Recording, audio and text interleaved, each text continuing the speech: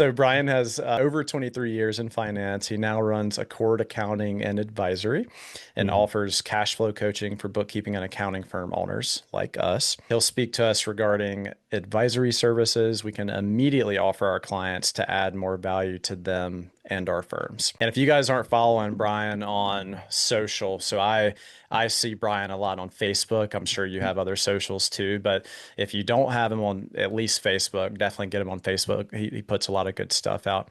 Well, I'll let you take it away now. We appreciate you being Great. here. Cool. So mostly I'm going to talk about cash flow advisory. I guess I should share my screen because I've got the classic slideshow to walk through. Okay, so I've got an agenda, the why of cash flow advisory. So for me, cash flow advisory is a personal experience, and this graphic kind of goes back to March. You guys might remember this date, March 13th of 2020. So the film, I was working as a fractional CFO for Kingdom Story Company at the time, and we had spent a couple of years and several $1 million producing the film called I Still Believe, which is about Jeremy Camp, a Christian music artist. And March 13th of 2020 was the day that our film came out in theaters, and it was a wide release. It was also the day Donald Trump stood in the Rose Garden and said, "Hey, we're going to shut everything down for 2 weeks to flatten the curve." Well, with movies, opening weekend in the box office is make or break. Everything else that happens after that depends on how well a movie does in that opening weekend, and it tanked because movie theaters started saying you can't sit, you got to sit 6 feet apart. And then by like Sunday night, like 90% of the movie theaters in the country were closed completely. And so, and worse, all the unions, cast and crew unions, said we're not going to produce any more movies this year. And we had teed up 4 movies to work on that year. So immediately, the company's president, Josh, and I kind of went into salvage mode and just, what can we do? Because our cash flow forecast essentially went to zero for the rest of the year. And, we made it with it. I won't go into the details. There was a whole bunch of, the PPP and everything else that we worked on to keep cash flowing into the company. But we made it through the end of 2020 and we're able to start working on 2 other movies in 2021. These two, Jesus Revolution, American Underdog. And if we hadn't been able to salvage the company, you know, those films never would have been made. So, and they're all films that I'm proud of that I was part of, but it was cash.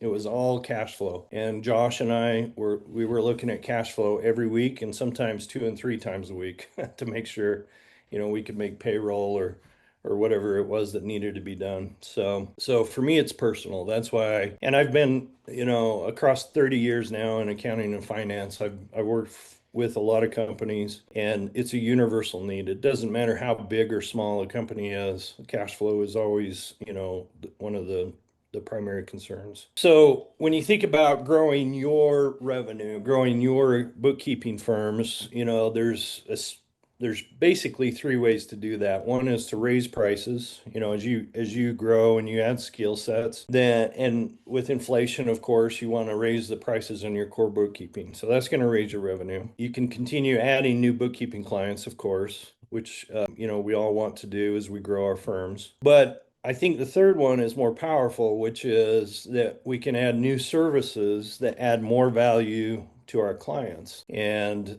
services that, we can double, triple our client rates because we're adding more value without doubling or tripling the time required to deliver those services. That's really where the power of advisory services comes from. So then the question is, which service, what makes the most sense? Well, I'm biased, of course, because I'm talking about cash flow advisory.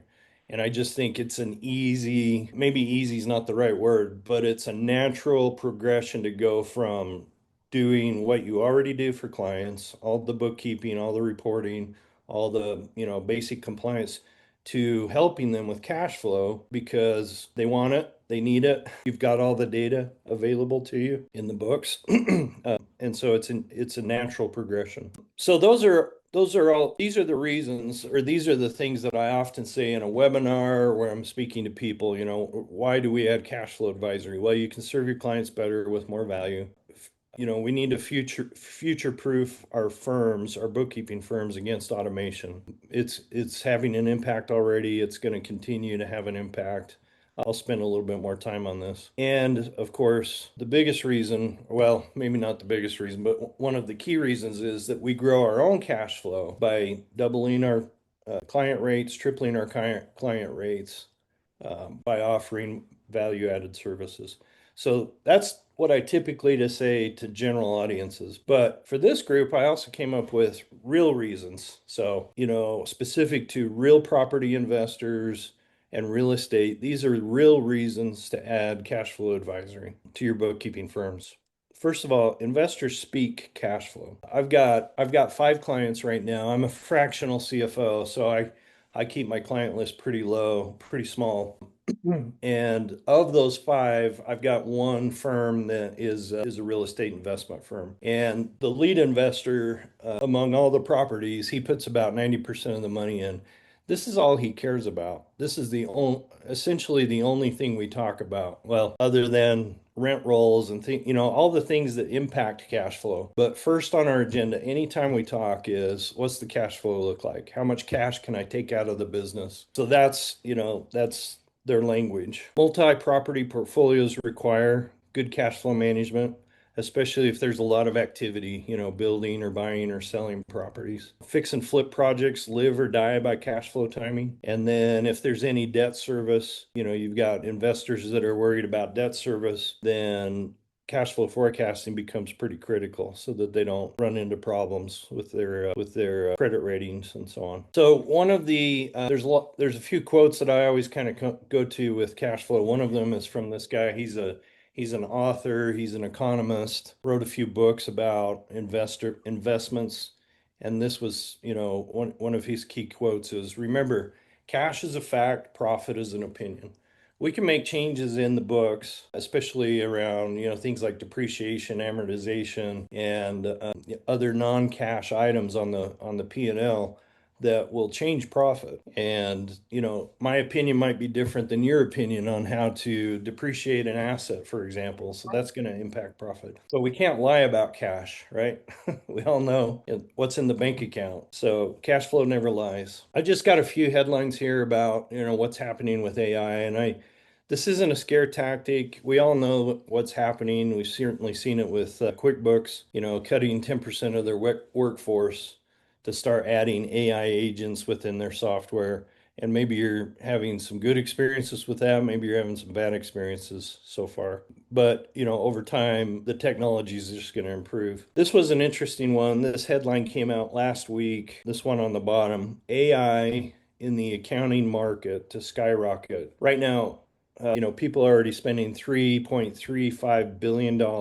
Actually, that was last year to $93 billion in less than 10 years. Yeah. So that market's just going to get bigger and bigger, right? So this one, there's a couple other headlines. This one caught my attention. WiseLayer raised $7.2 million for AI agents for accounting teams. And if you look at their website, you can look at it later. This is how they're advertising.